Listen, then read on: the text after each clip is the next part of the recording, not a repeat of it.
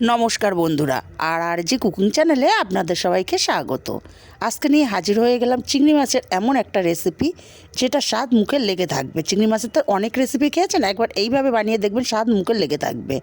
এখানে কিছুটা চিংড়ি মাছ আমি ভালো করে কেটে ধুয়ে পরিষ্কার করে নিয়েছি, আর জলটাও ঝরিয়ে নিয়েছি, আর পিঠের শিরার যে কালো সুতো থাকে সেটাও ফেলে দিয়েছি।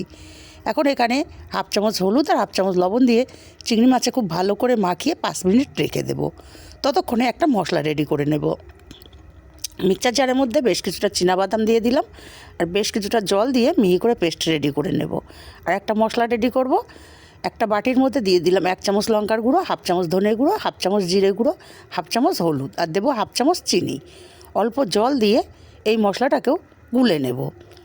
এতে করে গুঁড়ো মশলায় কিছুটা বাটা মশলার স্বাদ আসবে।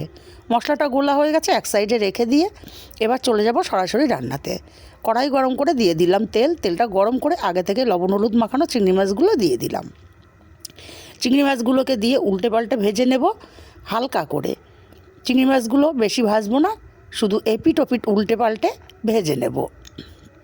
চিংড়ি মাছগুলো নাড়তে নাড়তে ভাজা হয়ে গেছে।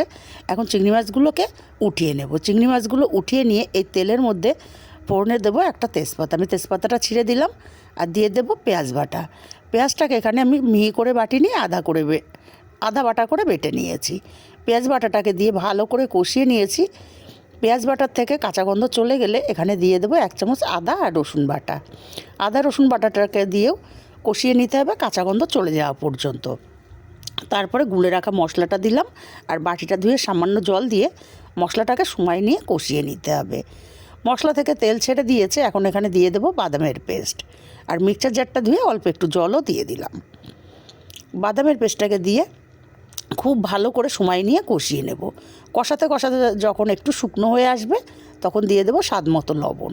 লবণটাকে দিয়ে আরও কিছুক্ষণ কষিয়ে নেব, মশলা থেকে তেল ছাড়ায় আসা পর্যন্ত। মশলা থেকে তেল ছেড়ে দিয়েছে, এখন এখানে দিয়ে দিলাম চিংড়ি মাছ ভাজা। চিংড়ি মাছগুলোকে দিয়ে মিনিট 2 মশলার সঙ্গে কষিয়ে নিয়ে তারপর এখানে দিয়ে দেব পরিমাণ মতো জল। বন্ধুরা, একবার হলে বাড়িতে বানিয়ে দেখবেন, টেস্ট কিন্তু হবে দুর্দান্ত।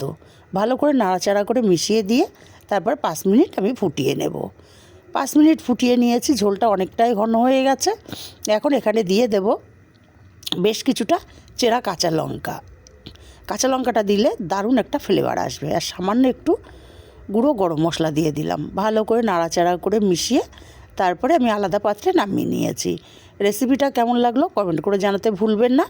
ভালো লাগলে কাছের আত্মীয় স্বজন বন্ধুবান্ধবের কাছে শেয়ার করতে ভুলবেন না, আর একটা লাইক দিতে ভুলবেন না।